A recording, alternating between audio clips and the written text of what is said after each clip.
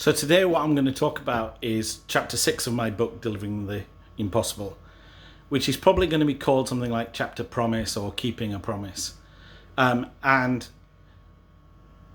basically in the last 5 chapters of the book, I've been talking about useful and helpful ways of seeing projects. And that's kind of first part of the book. And then in the second part of the book, I'm talking about unhelpful ways of seeing projects, and this is the first one that I've come to. But it is kind of connected to the last thing that I talked about, the thing that I talked about yesterday, which is the idea of all projects being bets. And we'll talk about how those two things connect together in a minute.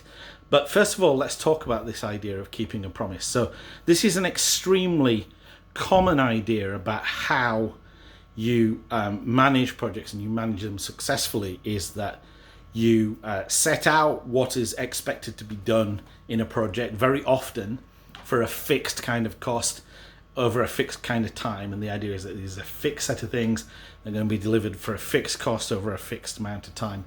This is definitely the way many projects are purchased.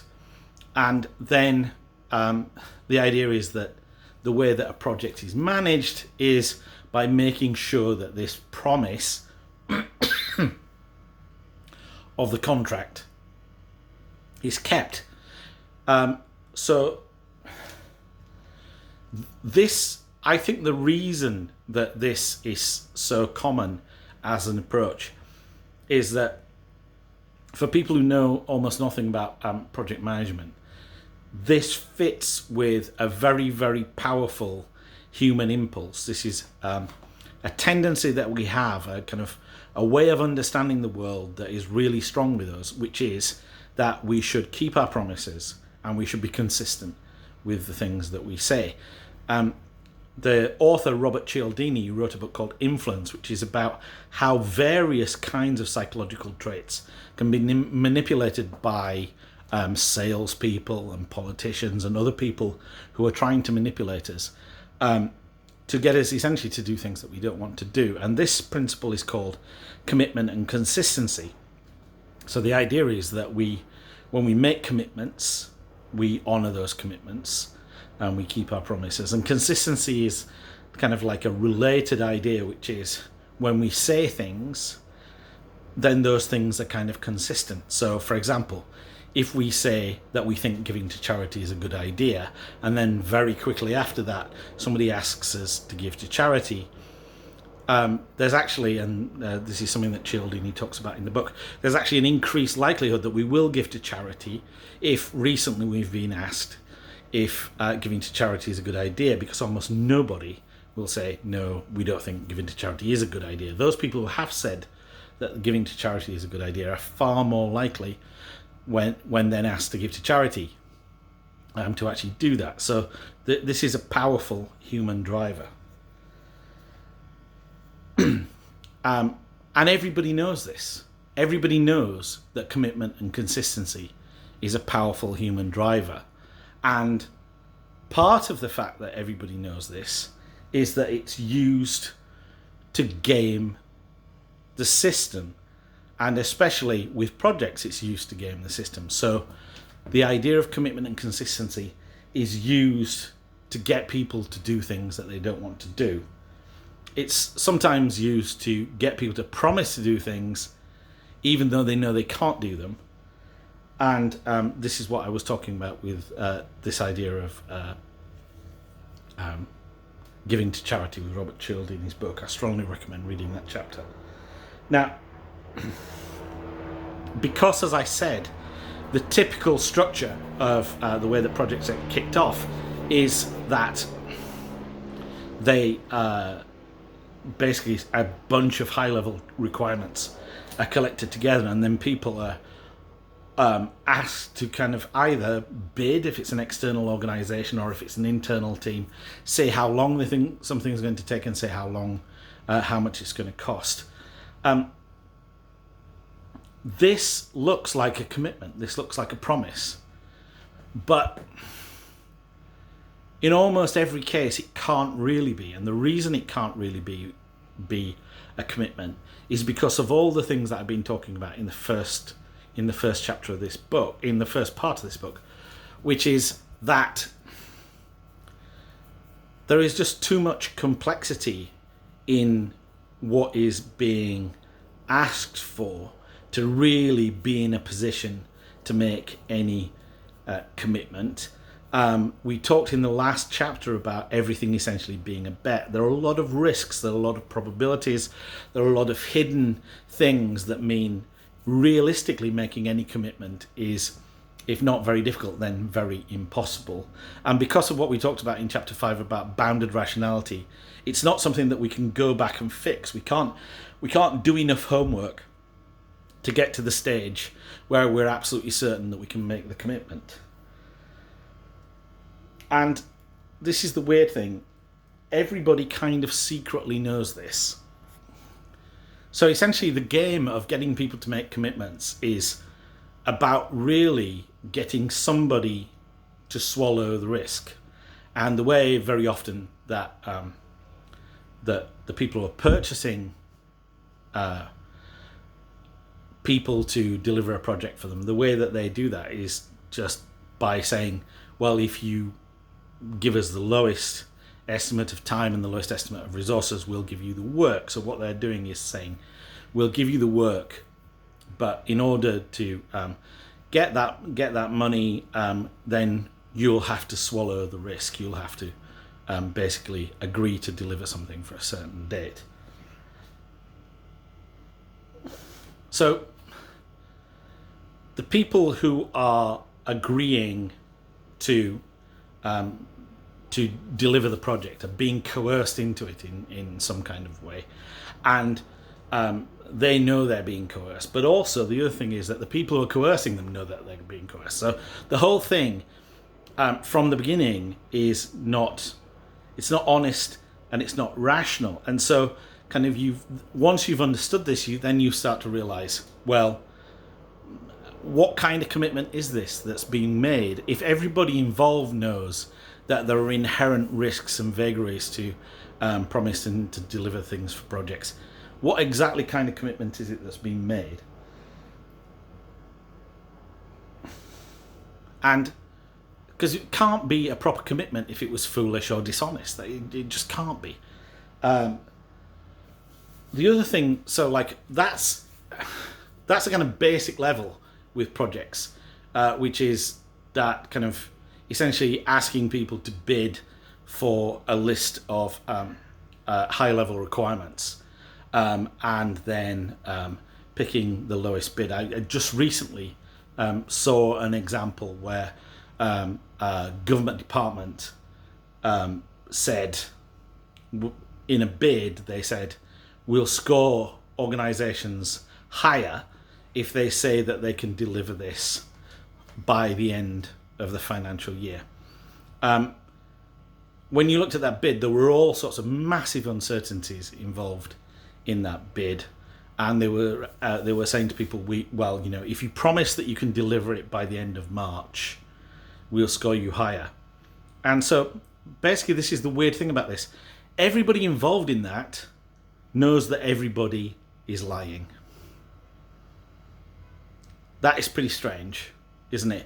But the other strange thing is that this commitment and consistency idea is so strong, it's so powerful, that it kind of works even when you haven't made the commitment. And so this is something that I talk about here as commitment and consistency jujitsu.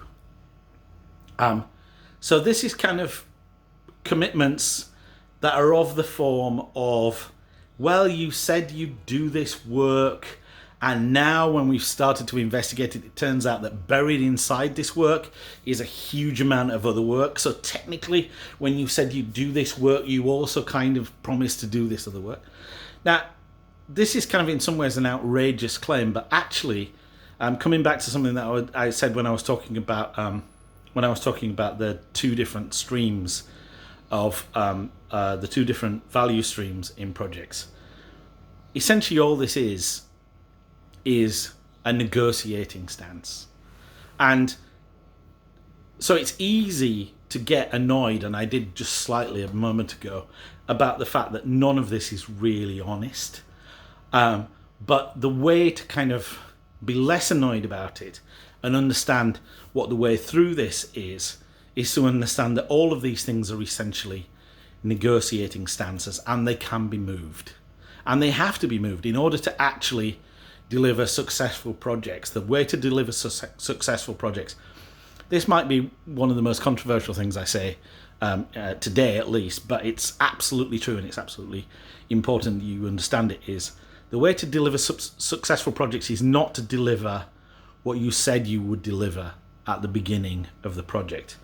The way to deliver successful projects is to find value in this area that basically the project points at and explores, and connect that with users so that that kind of value can be realized, and essentially de-risk the project by connecting and discovering value. That's actually the way to make successful projects.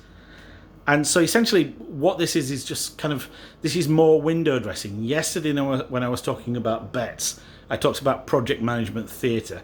Essentially that's what commitment and consistency is. It's more project management theatre, and it's also kind of project management, it's negotiation posturing. That's kind of what it is. And if you can see it in that way, then you'll have a much more sane and less emotionally negative time.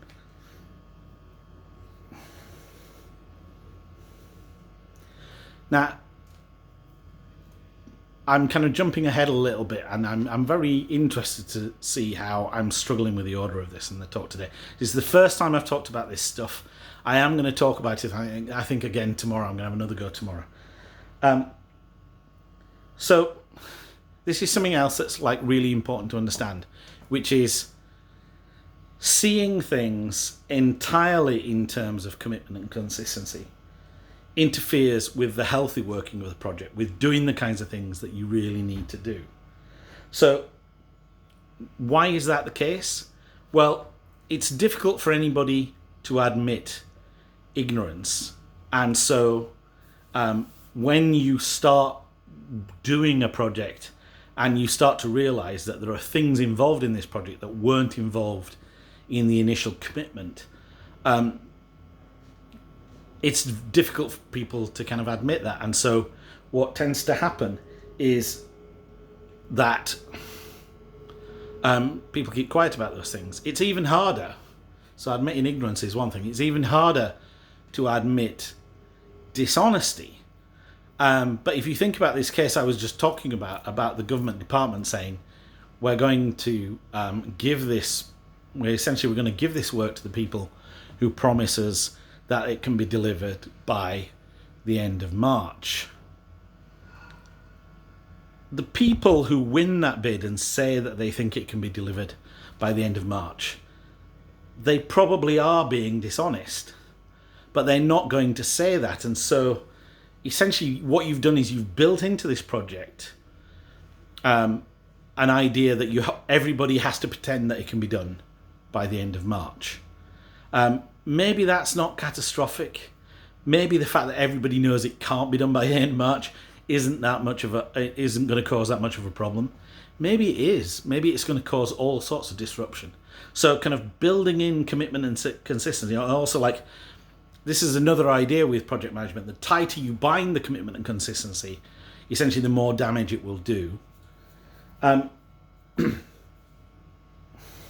And the other thing to understand about this, and this is kind of quite ironic, but it is true, is that if you start from this kind of very rigid approach to commitment and consistency, then essentially what you're doing is you're building in distrust. Because if you basically say, well, the way that you're going to win this project is you're going to promise to do these certain things by this certain day, especially if you give a kind of huge wink that kind of like, and if you don't overstate your abilities, you're not likely to win it, then everybody starts off from a point of view of distrust, because the people who asked for this work kind of know that the people who are going to do it can't do it within the time frame that was expected, and the people who won the work know they can't do it within the time frame that was expected, and they know that the people who asked them to do it probably know they can't do it within the time frame expected. So everybody starts off in this kind of false place of distrust. And what you need to do in this kind of situation is, as soon as possible, try and put things on a firm footing, trying to actually get an idea of how long things are actually going to take, try and find out what the limitations are, what the uncertainties are, try and really get this thing onto some kind of honest and firm footing. But you have started off in a place that is not honest. And so what you're going to have to do is you're going to have an uphill journey right at the beginning to negotiate to a place where there is more trust. And what is really, really tempting at this point is coming back to the chapter when I talked about pirate ships and the importance of pointing out problems with projects. What's really, really tempting at this point is to just go into some kind of form of greed activity where you're spending the money, you say you're making progress, but you absolutely know that the progress that you need to make is not being made. You might not even be looking for the issues that might slow you down, because if you're in this situation where you know that there's no possible way that you're going to make the deadline, then why make trouble for yourself? Why look for things that are going to slow you down? So that there is this kind of extremely dangerous character to commitment and consistency. And so what do you do about this? How do you fix this situation? How do you counter the kind of toxic aspects of commitment and consistency? Well, I think one of the things to do is, like, again, it's a little bit of commitment and consistency jiu-jitsu, which is commit to the right thing, commit to the right things. So commit to being honest, commit to identifying the problems and escalating those problems and trying to negotiate with the people who, the senior stakeholders who got this work funded, and possibly the senior stakeholders who gave you this work. So that's a solid commitment. That is something that you can commit to. I've written here, remain comfortable in the state of highest tension. So that is basically committing to understanding that this is a difficult and tense process. Certainly at the beginning, if you've been involved in making a commitment that is extremely difficult to honour, and also commit to avoiding so part of committing to remaining comfortable in the state of highest tension, which is a reference to Zen and the art of archery, is not to release that tension by just pretending everything's fine. So it is a commitment, and it's a difficult commitment. It's a challenging commitment. The other thing is to kind of commit to discover value, and so that is do user research, and actually deliver working software. Because if you do user research and then you deliver working software, then you can do the final thing, which is you can connect to pull. So you can connect to actual people who really want this software. And in terms of negotiating a better deal, a kind of realistic deal about delivering the software, this is also extremely important. So commitment and consistency was kind of saying you're going to deliver this list of things that you know you can't deliver, and the people who are asking you to deliver it know you can't deliver, it's a bad deal. But what we can do is we can commit to all these other things. We can commit to identifying and discussing and foregrounding any difficulties that we can see, talking to the people who are actually likely to use this stuff, and then as a result of that, building things that are genuinely valuable.